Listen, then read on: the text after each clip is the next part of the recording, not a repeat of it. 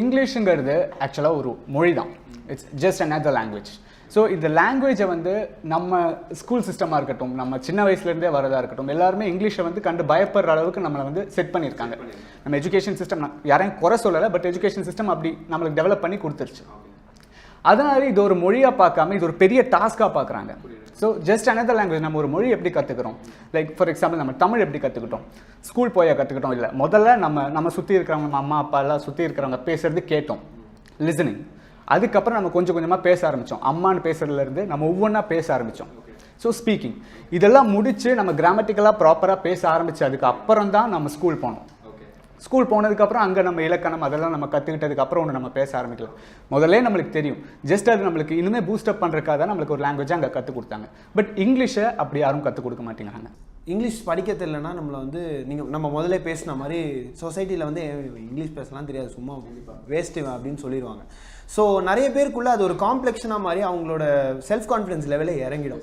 So English பார்ட்னரை பற்றி சொல்லுங்கள். And இது ஒரு இண்டிவிஜுவலோட வாழ்க்கையில் எவ்வளவு செல்ஃப் கான்ஃபிடன்ஸ் பூஸ்ட் பண்ணுற லெவலில் ஒரு இம்பார்ட்டன்ட் ஃபேக்டராக அமையுது. ஸோ நீங்கள் சொன்ன மாதிரியே தான், இது அவங்களுக்குள்ள இங்கிலீஷ் பேச தெரியலங்கிறது அவங்கள டிகிரேட், அவங்களே செல்ஃப் டிகிரேட் பண்ணிடுறாங்க. ஏன்னா சொசைட்டி அப்படி அவங்கள பண்ண வைக்கிறாங்க. ஸோ இதனாலேயே அவங்க இங்கிலீஷ் இம்ப்ரூவ் பண்ணாமல் இருக்கிறதுக்கு காரணம் அவங்க முயற்சி எடுக்க மாட்டேங்கிறாங்க. பேசினா மட்டும்தான், எந்த ஒரு மொழியும் நம்ம லிசன் பண்ணாலும் பேசினாலும் மட்டும்தான் நம்மளுக்கு அது இம்ப்ரூவ் ஆகும். ஸோ அதுக்கான ஒரு ஸ்டெப் யாருமே எடுக்க மாட்டேங்கிறாங்க, அதுக்கான ஒரு சிச்சுவேஷன் அமைச்சு கொடுக்க மாட்டேங்கிறாங்க. பட் நீங்கள் கேட்கலாம், ஸ்போக்கன் இங்கிலீஷ் கிளாஸஸ் இருக்குது, நிறைய இருக்குது, இப்போ ஆன்லைன்லேயே பார்க்கலாம், யூடியூப் இருக்குது, எல்லாருமே இதெல்லாம் எல்லாத்துக்குமே இருக்கிற சாதாரணமான கேள்வி தான், இந்த மாதிரியெல்லாம் பண்ணலாமே அப்படின்னு சொல்லிட்டு. அங்கே எல்லாத்துக்குமே ஒரு பிரச்சனை என்னென்னா, ஒரு நார்மலாக ஒரு கிளாஸஸ், ஒரு ரெகுலர் கிளாஸஸுக்கு போகிறாங்கன்னா டைம் கன்ஸ்ட்ரெயின்ட் இருக்கும். லைக் இந்த டைமில் தான் அவங்க வரணும், இல்லாட்டி 9 to 12 அந்த டைமில் நீங்கள் வந்தே ஆகணும், அட்டண்டன்ஸ் இருக்கும். அவங்க ஒரு கூட்டத்துக்கு, ஒரு 50 ஸ்டூடெண்ட்ஸ் இருக்கிற கூட்டத்துக்கு ஒரு ட்ரெயினர் வந்து நின்று சொல்லிக் கொடுப்பாங்க, ஒரு டீச்சர் சொல்லிக் கொடுப்பாங்க. ஸோ அதனால் எல்லாத்துக்கும் இண்டிவிஜுவல் அட்டென்ஷன் கிடைக்காது. சொன்ன மாதிரி இப்போ நம்ம வந்து தமிழ் எப்படி நம்ம ஒருத்தவங்க கூட பேசி நம்ம நார்மலாக டே டு டே லைஃப்பில் பேசுறதுனால நம்ம இவ்வளோ தான் இருக்கும்.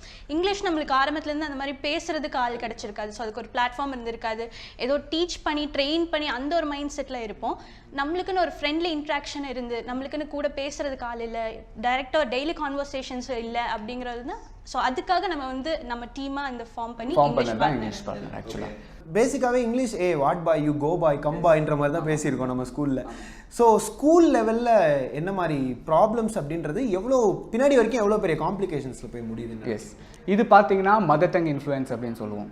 ஸோ நம்ம தாய்மொழி எதுவோ அதுவே நம்ம நல்லா பேசி நம்மளுக்கு அதே ஒரு கம்ஃபர்ட் ஜோன் அது.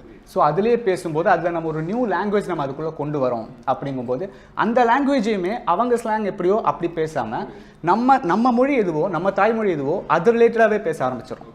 அதனால தான் நீங்கள் சொன்ன மாதிரி வேர் ஆர் யூ டா, இந்த டா எல்லாம் ஆட் பண்ணுவாங்க, கம் டா, நாட் கோயிங் டா, அந்த மாதிரி இருக்கு இல்லைங்களா, ஸ்லாங்ஸ் இருக்கு. ஸோ அந்த மாதிரி நம்ம அவங்கவுங்க ஸ்லாங்ல அவங்கவுங்களுக்கு இங்கிலீஷ் பேசுகிறப்போ அதே மாதிரி நம்ம தமிழ் பேசுகிற மாதிரி இங்கிலீஷும் பேச ஆரம்பிக்கிறோம். ஸோ அதனாலே நம்மளுக்கு அந்த ப்ரொனன்சியேஷன்லேருந்து எல்லாமே டிஃப்ரெண்ட்டாக இருக்குது, டிஃபிகல்ட்டாக இருக்குன்ற மாதிரி ஒரு.